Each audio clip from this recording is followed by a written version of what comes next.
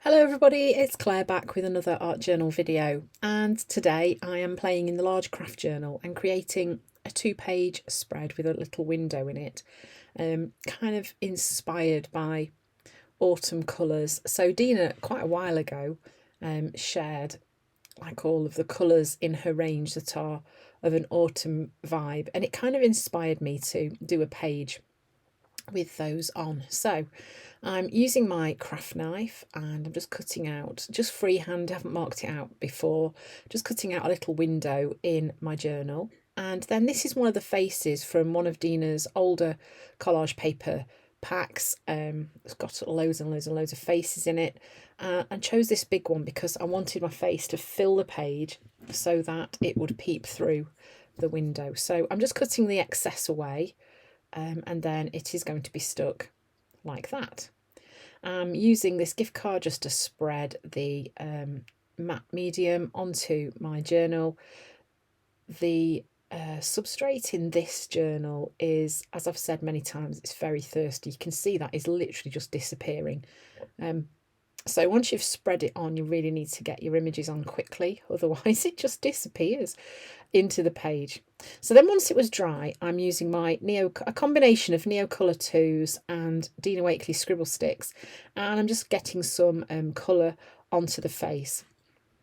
So I'm scribbling it where I want it to go, and then I actually go in and just water activate it just to move it around a little bit.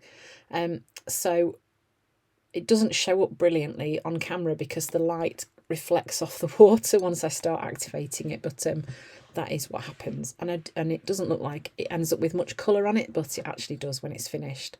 So the Neocolor 2s are, I think, sometimes a bit easier to use than the scribble sticks. You don't need quite as much to press quite as hard.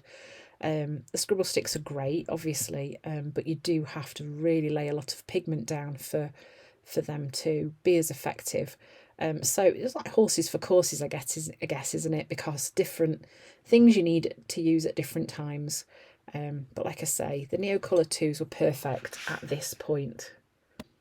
So here I am just water activating it using an ordinary paintbrush and just moving that pigment around. Oh, sorry, I don't know what happened to my voice there, where I want it to go. So move it around, dry it, and then you can go back in and layer up again on the top of it.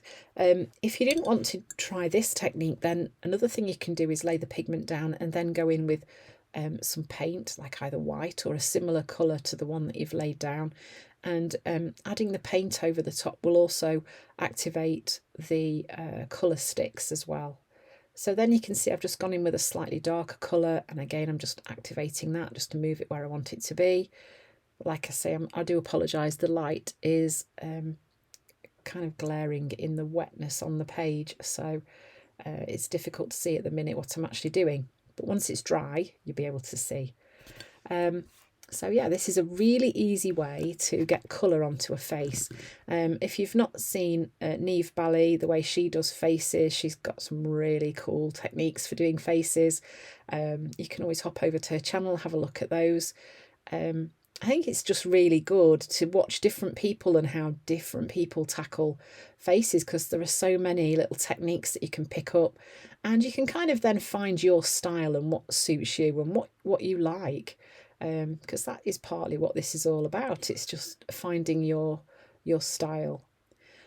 So there I've gone in with quite a dark colour. That was one of the scribble sticks, and now I'm just water I think it might have been umber actually. Just water activated that a little bit as well, and then I'm going in with a black scribble stick as well, and I'm just pulling out some of those lines on the face that have kind of disappeared behind the pigment that I've added on. And also just darkening up some of the shadows as well, just kind of shading over just some of those areas where the shadow would be quite dark.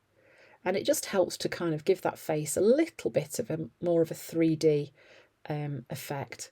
And just, don't be afraid to have a go and just try, because what is the worst that happens is you do a page you don't like. Well, you can either leave it and move on and learn from it, or you can paint over it with black gesso and do something completely different over the top of it. So it's no big deal, is it really? So I'm sure you know this, but another way to bring your faces alive is just to add the whites of the eye. And if you look at the difference there between the two eyes, the one on the right with the white on that was done first, it just kind of brings it to life. And then just adding a little catch light in there in the same place in both eyes will also bring that alive. So then I'm just using my little white pen. I'm just adding some more highlights onto the face. And then while it's wet, I'm just smudging it out with my finger just to kind of blend it a little bit. The Neocolor 2s and scribble sticks are a little bit waxy, so sometimes pens don't like this. Signo Uniball don't always want to write on it, but if you persevere, you can do it. It will work. So then I am using, I think that's syrup. I'm pretty sure it is. I'm using syrup on the hair as a bit of a hair, as a hair colour. I'm just painting that into the collage paper that's left, because I end up adding a background in as well on this page.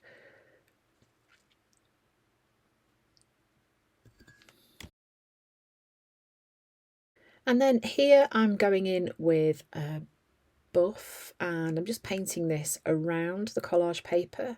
So I'm actually disappearing the craft background completely on this page, but I'm not too worried about the fact that I'm doing that because the focal point really here is the little face peeping through the window, and I wanted that to be front and centre. So painting out the background kind of draws attention to the face, it brings it forwards. And I'm using a flat brush for that, one of Dina's flat brushes.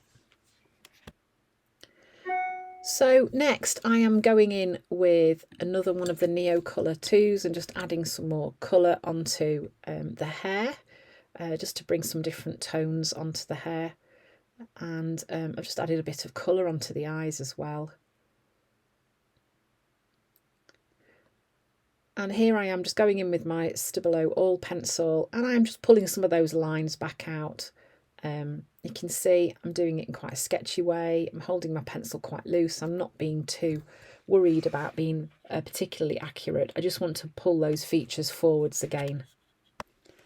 So now I'm starting to add some autumnal colours onto the frame. Starting off with Eggplant. I'm going to just kind of roughly blend them into each other. So this is Sedona, although it is looking quite orangey on camera. I can promise you it is Sedona. I think it's just how it's mixing with the brown of the craft, making it look quite orangey. Then this is Tangelo, so much brighter orange. In fact, it's one of my favourites. I do like it. And then I'm just going to put Lemon at the bottom. So colours that work really nicely together, and they definitely absolutely have an autumn vibe to them.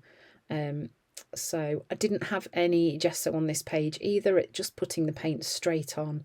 And then I'm going in with the Mantra stencil and just using syrup over the top and just adding a little bit of stenciling through the stencil. So I think this stencil, because I've used it so much and I don't clean it, I actually think that some of the writing on it's getting smaller.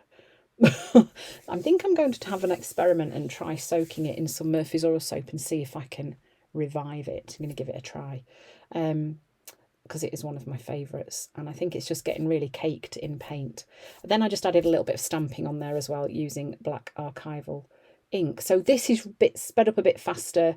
I think you've seen me do this before. I can't claim credit for this, it's not my idea, but it is something that I've done for a long time. I'm using lots of Dina's tissue collage paper and I am sticking it onto a piece of white cardstock. I'm just kind of using up scraps and bits that are left over and collaging them on to this piece of card.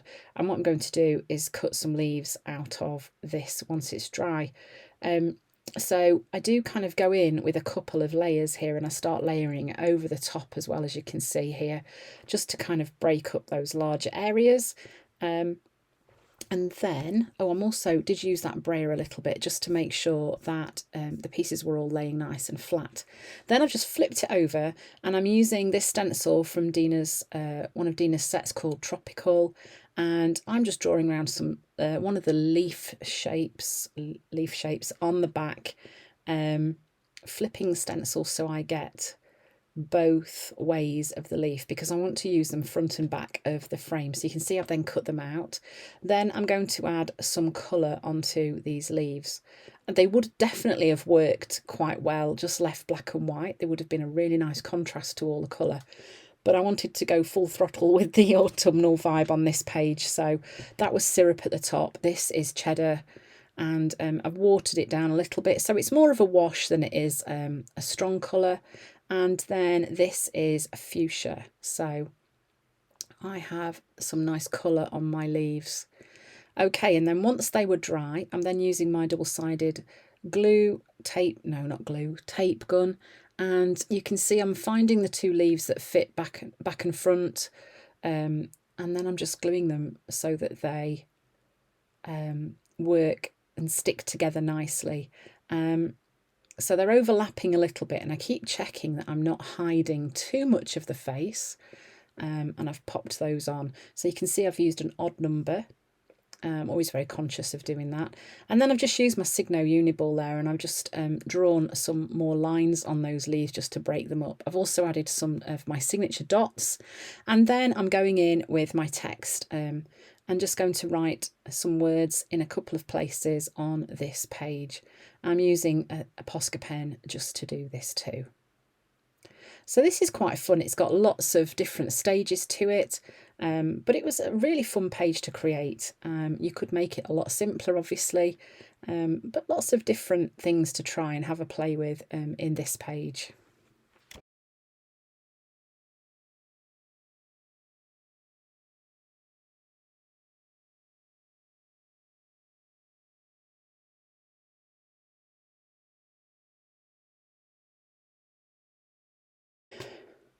So now I am going in with the Done is Better stencil and a little bit of umber, just a little bit on my blending tool, and I decided I just wanted to break up that background behind the face.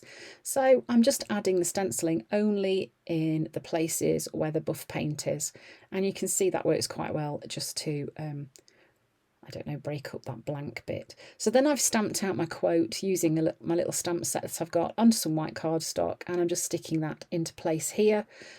So when that page is closed over, you shouldn't be able to see that at all. So there we go. There it is, an autumnal vibe journal page with 2 stages to it. So I hope you've enjoyed watching the video, watching me create this window page. Thanks for watching, and I hope to see you again soon.